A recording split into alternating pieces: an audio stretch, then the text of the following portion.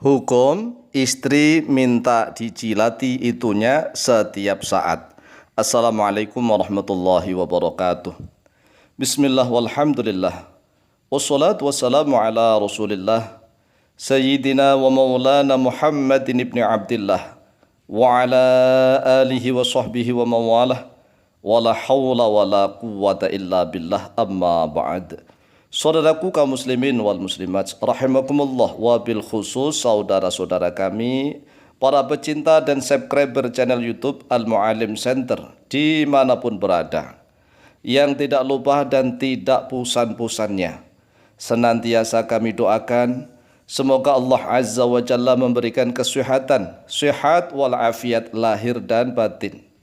Semoga Allah Jalla Jalaluh memberikan rizki yang melimpah ruah, harta yang barokah, menjadikan anak-anaknya anak-anak yang soleh dan solihah, dzurriyyahnya dzurriyyah yang thayyibah, hidupnya sukses, bahagia dan selamat di dunia dan di akhirat. Amin amin Allahumma amin.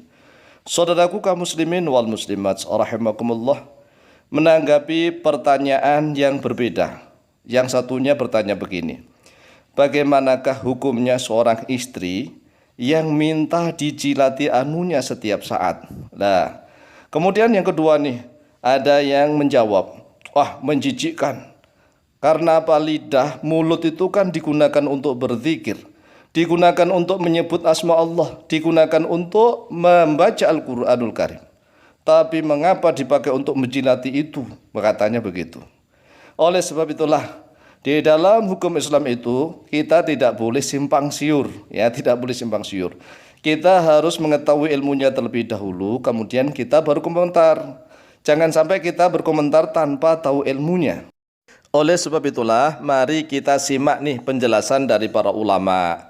Kita nukilkan satu ibarat dari kitab Al-Mawsu'atu Al-Fiqhiyatu Al-Kuwaitiyatu, yaitu kitab Mawsu'ah Al-Fiqhiyah Al-Kuwaitiyah. Wa qala al-Fanani min asy-Syafi'iyyati. Wa qala, dan telah berkata al-Fanani oleh Syekh al-Fanani min asy-Syafi'iyyati, dari madhab Syafi'i. Ini yang dimaksud Syekh al-Fanani adalah pengarang penyusun kitab Fathul Mu'in. Karena ibaratnya persis apa yang ditulis di dalam kitab Fathul Mu'in nih, kitab-kitab fikih yang sering diajarkan di pondok-pondok pesantren. Dikatakan begini: ya juzu, boleh. Nah ini boleh nih, hukumnya enggak sampai haram, enggak sampai sunnah, ya enggak lah, boleh saja, ya boleh. Oleh sebab itu kalau seandainya boleh, enggak usah kita merasa sok suci, jijik, Masya Allah. Itu kan istrinya halal, istrinya itu halal.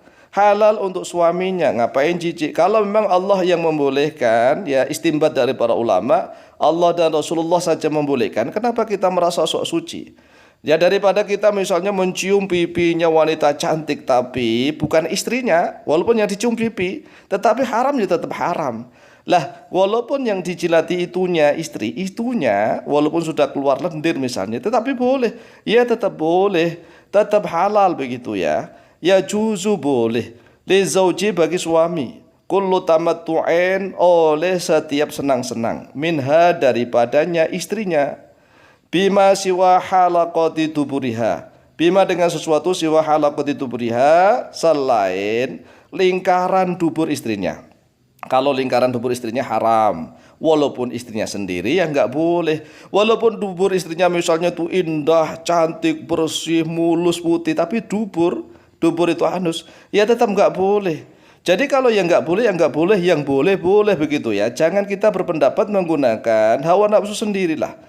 Kita harus tahu, kalau memang Allah dan Rasulullah tidak melarang, berarti kan boleh. Sedangkan kalau duburnya istri, walaupun mulus, putih, begitu bersih, ya tetap nggak boleh. Haram ya haram kalau dubur. Tetapi kalau yang depan itunya boleh. Walaupun sudah keluar pelumasnya, ya nggak apa-apa. Pelumasnya itu suci kalau menurut mayoritas ulama. Kalau seandainya pelumasnya itu najis misalnya nih, berarti senjatanya suami saat dimasukkan itu kan berarti barang yang najis, kan tidak mungkin. Itu tidak najis, suci. Jadi rutubatul farji itu bahasa Arab, ya bahasa Indonesianya ya pelumas lah, pelumas. Pelumasnya wanita itu suci, tidak najis. Kalau seandainya pelumas wanita rutubatul farji itu najis, lah bagaimana nanti kalau tercampur misalnya nih dengan anak, menjadi anak, masa anaknya najis? Ya enggak lah. Jadi rutubatul farji itu mirip mani, maka tidak najis. Bahkan menurut Syekh Al-Fanani dalam kitab Fathul Mu'in ini, walau bimasri badriha. Walau bimasri badriha, walaupun dengan cara mengecup itu menyedot, menyedot badriha klistorisnya istri. Jadi disedot, dikecup maksudnya ya dicilati lah. Kan dicilati, kalau dikecup, disedot.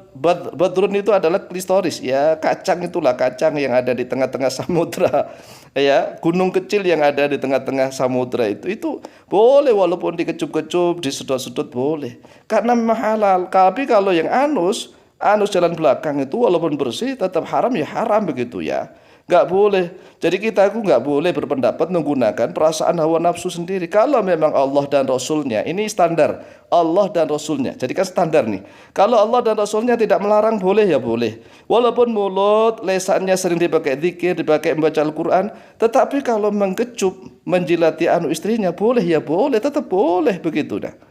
Wasarraha al-Hanafilatu, dan telah menjelaskan oleh mazhab Hambali bijawazi takbilil farji, pada kebolehannya menciumi istri qoblal jima'i, di dalam sebelum jima. Jadi bolehnya kalau menurut mazhab Hambali nih, bolehnya ini menciumi, menyedot, menjilati istri itu sebelum jima. Kan ini foreplay. Di dalam bahasa Arabnya muqaddimatul jima. Ya, foreplay itu muqaddimatul jima, agar sang istri bisa mengeluarkan rutubatul farji terlebih dahulu, yaitu pelumas. Kalau pelumasnya sudah keluar, kan tidak terlalu perih nih, nggak terlalu sakit bagi istri. Bagi suami juga tidak terlalu sulit untuk memasukkannya begitu ya, karena sudah ada pelumasnya begitu. Makanya boleh. Wa karahati ba'dahu, dan pada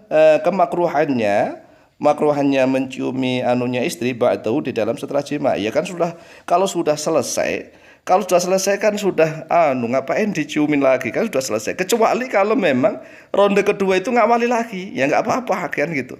Tapi kalau sudah selesai nggak mau jima lagi misalnya, ini kalau menurut mazhab Hambali makruh, ya kan.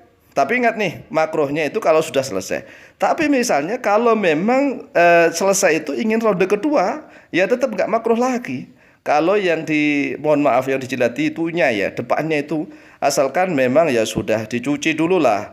Kan sunahnya itu kalau ingin ronde kedua itu sunahnya kan dicuci kemudian berwudu walaupun nggak mandi, ya agar strong lagi gitu. Dicuci, berwudu ini sunnah walaupun tidak mandi. Kemudian setelah itu boleh dijilati lagi, boleh. Para ulama kita ngikuti para ulama. Lah para ulama itu ahli Al-Quran dan hadis. Mereka saja membolehkan, lah kok kita merasa sok suci, ya maka nggak boleh seperti itu. Demikianlah jawaban kami, lebih kurangnya mohon maaf. Wallahu taala a'lamu bishawab.